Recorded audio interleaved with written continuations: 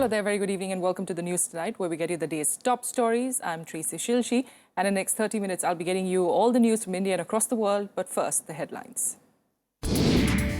Prime Minister Narendra Modi holds talks with the visiting Lankan Premier Ranil Wickremesinghe. Fishermen arrests and tackling terror figure high in the agenda. India welcomes the UN General Assembly resolution on Security Council reforms, but the resolution was passed amid protests from China, Russia and Pakistan. A day of dissent in coalitions in Bihar. The LJP claims it is shocked by the NDA's seat-sharing pact, while RJD Chief Lalu Prasad indicates that he will be skipping Rahul Gandhi's rally on Saturday. Delhi in the grip of the dengue scare. A 5-year-old boy is the 10th victim of the mosquito-borne disease. The government holds meetings with private hospitals. And Europe tightens border controls as migrant influx hits new records. Poorer countries block efforts to take in more refugees.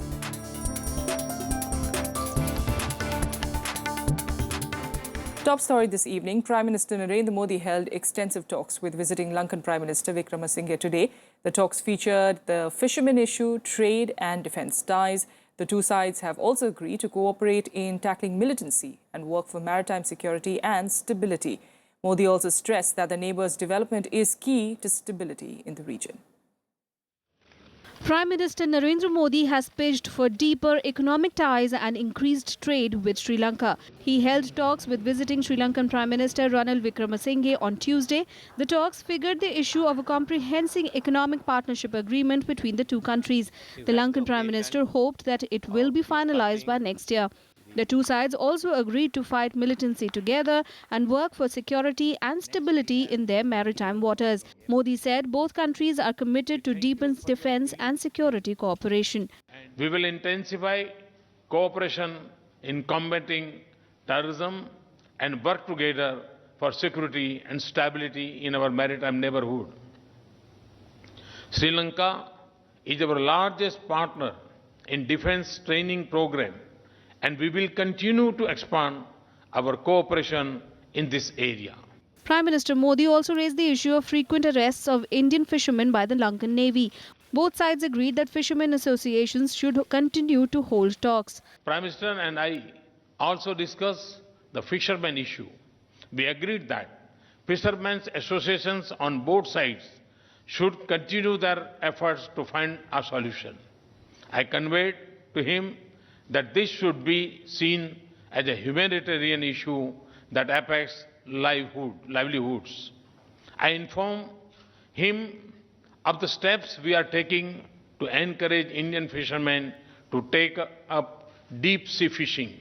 We've had the occasion of discussing the issue of fisheries in the Pork Strait and the need for the fishermen on both sides, who are also related, to have discussions and hopefully conclude it within a time-bound framework. The two sides also signed 4 agreements to deepen cooperation in healthcare and space science. On Wednesday, Wickremesinghe will meet President Pranab Mukherjee before wrapping up his first visit to India. With inputs from Akhilesh Suman, Bureau Report for Rajya Sabha TV. Well, as we were pointing out, this is Ranil Wickremesinghe's first overseas visit after taking over as the Prime Minister of Sri Lanka just nearly a month ago. And we, of course, know that Prime Minister Modi too had made history visiting, of course, Sri Lanka a few months back, being, of course, the first Prime Minister after Rajiv Gandhi to be visiting Sri Lanka. Of course, we have a lot of issues that both of them discussed, and we do have former diplomat Leela K. Ponnappa joining us now from the capital. Ma'am, what do you think would be the key giveaways of the meeting that we saw today between the two leaders? Hello? Ma'am, if you'd hear me, we would like to know what, according to you, was, your indication. What do you think is the indication that's coming in both the leaders today?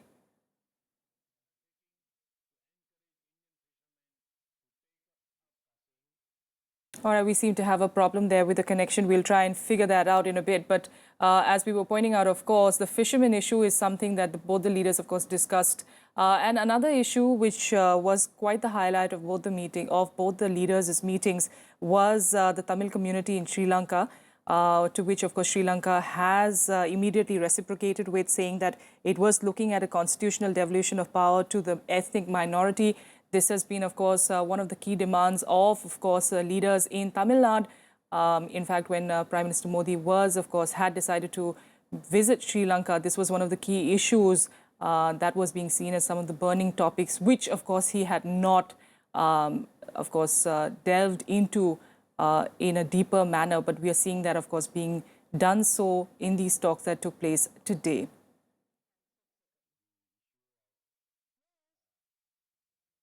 Ranil Wickremesinghe's first overseas visit, of course, after taking over as Prime Minister of Sri Lanka. And that is, of course, being seen as a good indication of the ties between both the nations and how, of course, they are hoping to not just work on sensitive issues like the Tamil issue or the fishermen issue, but trade as well.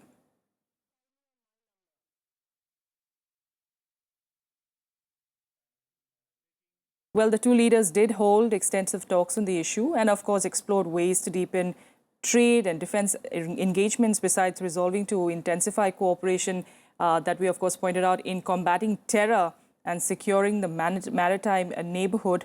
Prime Minister Modi, in fact, going on to say that he was hopeful that he will achieve genuine reconciliation and development, on especially the Tamil refugees issue. And hoping that the Sri Lankan Tamil community can, in fact, live a life of equality, justice and peace. That has been one of the key points of the meeting that took place today between both the leaders. Let's point out again about the meeting that took place earlier today between Prime Minister Modi and his Sri Lankan counterpart Ranil Wickremesinghe, talking about the fishermen issue and also the Tamil community. Meanwhile, Prime Minister Modi also welcomed the resolution that the UN General Assembly adopted overnight for reforms to the Security Council. The resolution was passed amid protests from China, Russia and Pakistan. India, though, now hopes that member nations will negotiate on the text on the table and finalize their stand on expansion of the UN Security Council.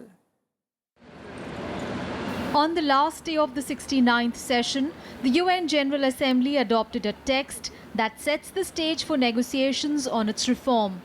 The adoption is a significant step towards beginning talks on the long-stalled reforms process in the 70th session of the Assembly, a first in 7 years of intergovernmental negotiations that have been conducted so far without the basis of any text.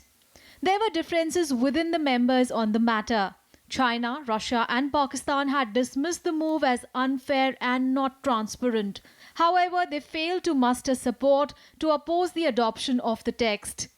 Describing the passage of the resolution as historic and path-breaking, India's representative at the UN, Ashok Mukherjee, now hopes that the member nations will continue talks and clear their stand on the issue.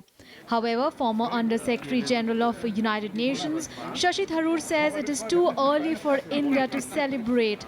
Though India's bid for UNSC has verbal support from the permanent members of the Security Council, none of them have given a written assurance. The truth is that, yes, after 23 years of going around in circles on the issue, we finally actually have a text on the basis of which the diplomats can negotiate. And that is a very positive development. But there are still disagreements embodied in that text. There are still what they call square brackets, where different countries have taken different positions on the same issue. And therefore, though it is an important step forward and to be welcomed, we are no closer to a satisfactory outcome. We are not closer to an agreement. Prime Minister Narendra Modi has been lobbying for India's permanent candidature in the UNSC in the run-up to UN's 70th anniversary. He has been garnering support from other countries during his foreign visits since his government took charge. However, it remains to be seen whether the initiative can finally earn India a place in the elite club of the world body. Bureau Report, Rajya Sabha TV. And talking of those foreign visits by Prime Minister Modi, one of them, of course, was Sri Lanka. And today, of course, like we pointed out earlier, the Prime Minister of Sri Lanka, Ranil Wickremesinghe, meeting Modi there. And we do have, I believe, former diplomat Leela K. Ponappa now on the line with us, to speak on this. Ma'am, what do you think was the key giveaway from that meeting that you saw between the two leaders? Well, I think if one heard the Prime Minister's statement after the meeting, and if you look at the totality of relations, I think this is a continuum in terms of the importance of the relationship between India and Sri Lanka. Mr. Wickremesinghe is a veteran politician. He has been in the game for several decades.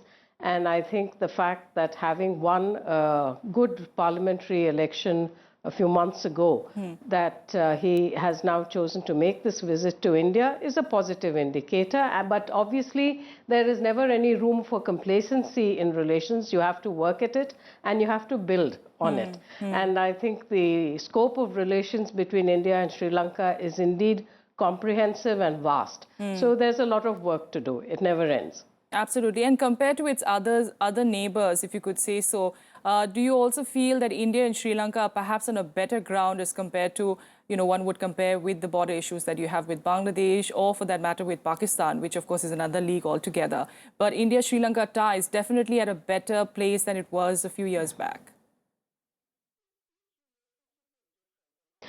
Look, each relationship is different and has to be taken on its own.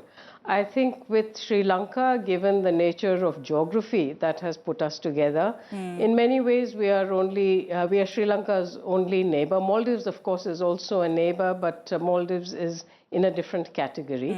I think the equation between India and Sri Lanka has required addressing issues which range from the political to the security, economic, cultural, consular, with a great deal of sensitivity and proactivism. So the understanding between India and Sri Lanka, I would agree with you, has typically been sound. We might not always have agreed with each other, but I do believe that there has been a level of understanding. And we should remember that even during the days of India's independence movement, there were many serious thinkers in Sri Lanka who were Gandhian in their approach, who really resonated with what was happening in India. And I think that continues still today as well. And talking about some of the issues that they do have, one is, of course, the fishermen issue. You also have the Tamil community issue. And we see that both these leaders are, of course, keen on trying to resolve some of those points, speaking in detail about it as well, not skipping it through, as we did see, of course, during Modi's visit to Sri Lanka.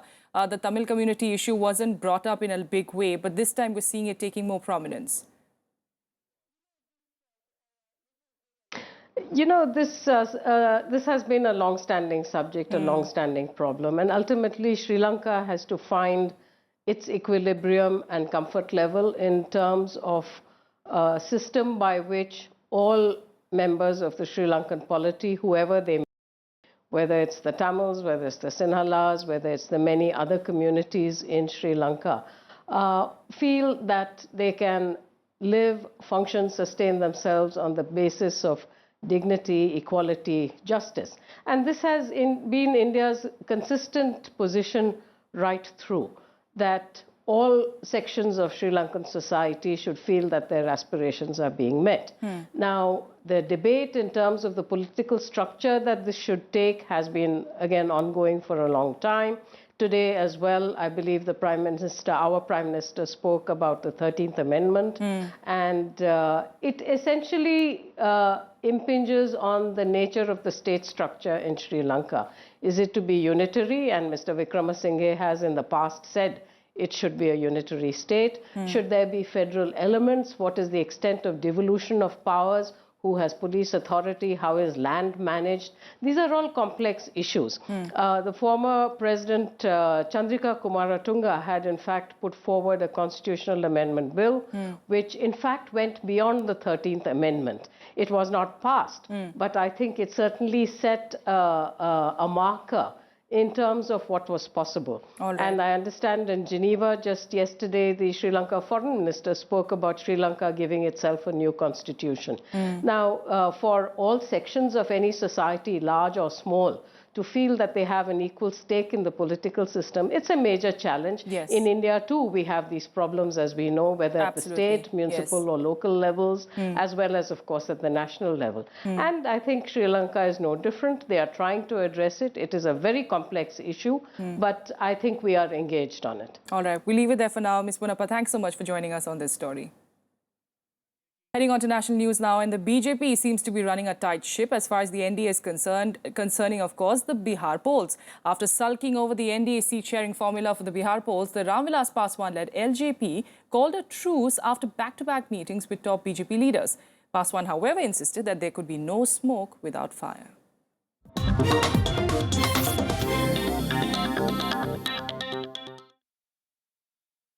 Hours after the announcement of a seat-sharing deal between NDA allies, voices of dissent erupted from the LJP camp. Paswan was said to be unhappy with the number of seats offered to his party.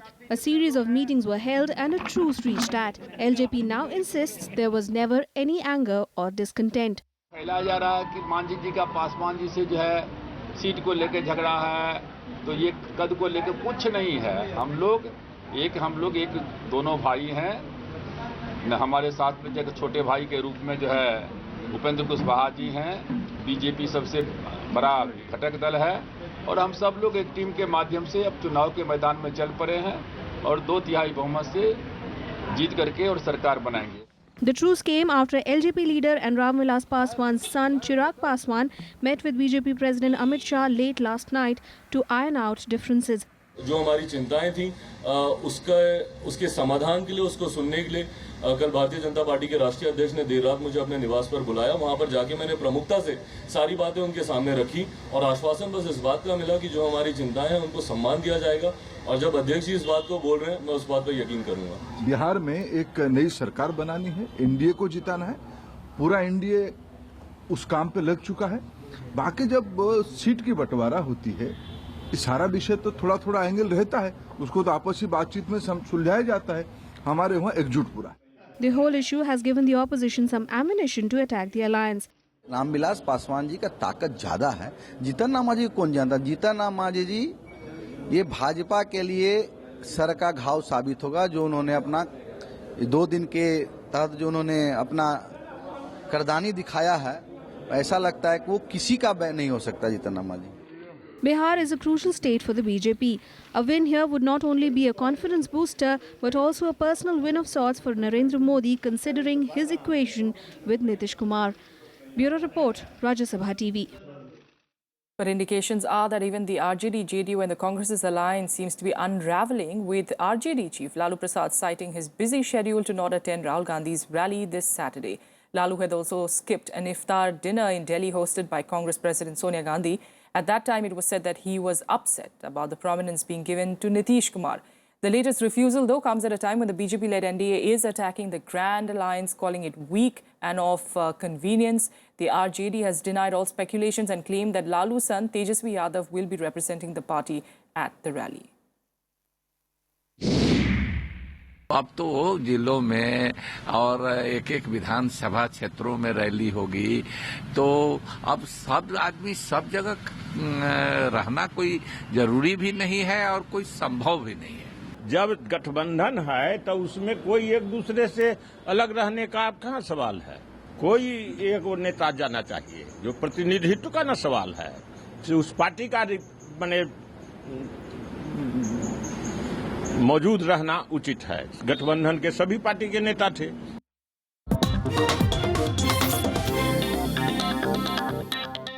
With that, a quick break here, but still ahead, Delhi government swings into action after the worst dengue scare in the national capital in the last 5 years. Details coming right ahead.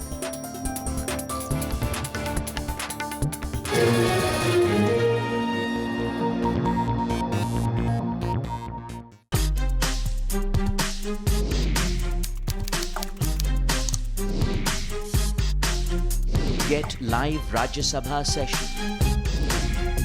News, views, reports and analysis you can trust on social media. subscribe, follow, like. Rajya Sabha Television.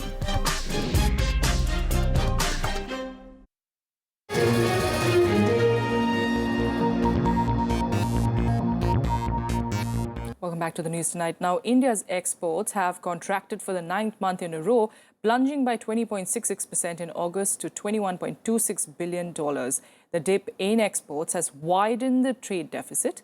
The slump is being attributed to the global economic slowdown and declining commodity prices across the world. Merchandise products had amounted to $26.8 billion in August 2014. The last time this figure registered a positive growth was in November 2014. The further 9.95% decline in imports in August this year has widened the trade deficit. The main exporting sectors which reported a decline include petroleum products, engineering, leather and leather goods, marine products and carpet. Meanwhile, Vice President Mohammad Hamid Ansari began a two-nation tour of Cambodia and Laos today. He reached the Cambodian capital of Phnom Penh this evening, and he will hold talks with the leadership there to strengthen ties and shore up bilateral trade and investment. Tourism and cultural linkages are the other important areas of focus. His visit to Laos will be the first ever by an Indian Vice President. In a bid to strengthen India's Look East and Act East policy, Vice President Ansari has stressed on the need to improve ties with these Asian nations. जो सरकार की policy look east act east उसमें ये ASEAN का हिस्सा है और इसलिए इनके साथ संबंध बढ़ाना हमारे लिए बहुत जरूरी है. But now on to Delhi's dengue scare, and the death toll of the year has touched 11 today. Amid rising public anger over the death of two young boys, private hospitals in Delhi were summoned for a meeting with the health minister this evening, especially with allegations rising that hospitals are refusing treatment to poorer patients. Here's a report. Dengue claims another child's life in Delhi. 6-year-old Aman's family is blaming city hospitals for negligence. Almost after 5 hospitals turned away 7-year-old Avinash, causing his death, driving his parents to suicide. With 11 people dying of dengue, the government is ordering a magisterial probe. मरते हुए लोगों को admit नहीं किया और उनको वापस भेज दिया. उनको बख्शा नहीं जाएगा किसी भी हालत में. इसलिए सरकार एक कानून लाने की सोच रही है. अगले 1-2 दिन के अंदर हो सकता है विधानसभा का स्पेशल सत्र बुलाया जाए. एक ऐसा कानून लाया जाए कि ऐसे हॉस्पिटल्स के ऊपर पेनल्टी लगाई जा सके. It is unfortunate. It should not happen. At least you take the patient, stabilize the patient, and then refer the patient to another hospital. I think then it becomes imperative on us to treat that patient. Even if there is no bed, we can keep that patient on a trolley, which also serves as a bed. Amid mounting public anger, Health Minister Satyendra Jain summoned private hospitals and nursing homes in Delhi for a meeting. Latest data shows the city is battling the worst outbreak of the disease in the last 5 years. The last 1 week itself has seen 613 cases of dengue, taking the total number of such cases to 1,872 since January. Government hospitals have been told to increase their bed strength to meet the rush of patients. The Delhi government also asked the 3 municipal corporations to undertake door-to-door awareness campaigns, while medical staff have been told to cancel their leaves. Delhi के सभी doctors की और nurses की और जो paramedics हैं सबकी छुट्टियां कैंसिल कर दी गई हैं. हमें लगता है कि अगले महीने तक जरूरत पड़ेगी उन लोगों की. सबको रिपोर्ट करने के लिए कहा गया है. साथ ही साथ हमारे डिजास्टर के जितने बेड हैं, जो मैंने 1000 बेड के लिए बोला था, तो उनको कहा गया है कि 1 हफ्ते तक पूरा करना है. तो डिजास्टर के बेड्स को भी डेंगू के लिए यूज किया जाएगा. ऐसा पैनिक क्रिएट ना करें दिल्ली के अंदर कि डेंगू कोई महामारी के रूप में फैल गया है. डेंगू अंडर कंट्रोल्ड है. पहले से कुछ केसेस ज्यादा हैं, लेकिन ऐसा नहीं है कि डेंगू आउट ऑफ कंट्रोल है. कुछ केसेस ज्यादा हैं और नॉर्थ एमसीडी और सभी एमसीडियां मिलकर पूरी ताकत से पूरे साधन के साथ उसका सामना कर रही है. किस्म से बहुत ही तनाव की स्थिति है दिल्ली में. ये दिल्ली सरकार के द्वारा भी कहा जा रहा है कि किसी को एडमिट करने से मना नहीं किया जाएगा, फिर भी लोग मारे मारे घूम रहे हैं. एडमिशन नहीं हो रहा है.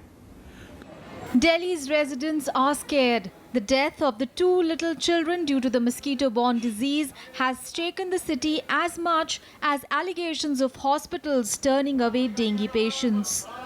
Bureau Report, Rajya Sabha TV. Well, with that, let's take you through some more updates from across the country and nationwide. Karnataka government has announced a 5 lakh rupees to those who could provide clues about the murder of noted Kannada progressive writer and scholar M.M. Kalburgi. The identities of the informants would be kept secret, and the family of Kalburgi met the Chief Minister Siddaramaiah and demanded speedy investigation into the case. The Supreme Court will not hear on the 21st of September the case relating to a special court quashing summons to former Prime Minister Manmohan Singh. The former Prime Minister's lawyer Kapil Sibal has said that more time was needed to send court papers to the parties involved. 12 convicts in the 7/11 Mumbai blast case have pleaded for a minimum sentence. Their statements were recorded today. The quantum of sentence will be announced in a day or two. 7 coaches of the Andheri Churchgate local train derailed in Mumbai. After an initial traffic halt, services were immediately restored. The cause of the accident is not yet known. 4 youths suspected to have links with terror outfit Islamic State were detained in Kerala. They had arrived from Abu Dhabi early on Tuesday and were questioned by the state intelligence officials. International news and more. European countries have joined Germany in opposing stricter border controls as the migrant influx has hit new records. The European Union meeting in Brussels failed to reach a unanimous agreement on relocating migrants across member countries. Meanwhile, poorer eastern countries have blocked efforts by Germany and France to take in the refugees. Who will shelter the 120,000 migrants in Europe? The European Union ministers failed to answer the question on Monday. Although in Brussels they agreed to relocate 40,000 refugees from Greece and Italy. Germany said it won't act as Europe's paymaster if member states shy away from their responsibilities. La charge de l'accueil des réfugiés ne peut pas reposer simplement sur 5 pays de l'Union européenne qui accueillent à eux seuls 75% des demandeurs d'asile et des réfugiés. What has come about, however, are more restrictions across the borders near Hungary, Serbia, Austria, Slovakia and Netherlands. Hungary declared a migrant emergency. It closed down its main crossing point from Serbia, while also sealing off a railway track used by tens of thousands of migrants to enter the European Union on foot. They took us from the railway because we didn't want the train coming to block the European Union from people from Syria and other countries. The Austrian police set up an airport-style queuing system at a new crossing point for refugees on the Austrian-Hungarian border. Dozens of migrants are spending the night in front of borders as the main point of entry was sealed off. Despite restrictions, the migrants continue to pour in, saying that they have no other options. There are difficulties in our way, but we are trying. They said, we heard the news that they closed the borders or something like that, but we have no other choice. We have even to go on or to come back to our death. We won't just open the border. I hope to see my family in Germany because all of my family in there. Europe is undecided on how to deal with the escalating crisis. The situation could continue till October when the 28-member bloc meets again for more talks. Bureau Report, Rajya Sabha TV. Well, that's all we have for you on the news tonight. Thanks so much for joining us.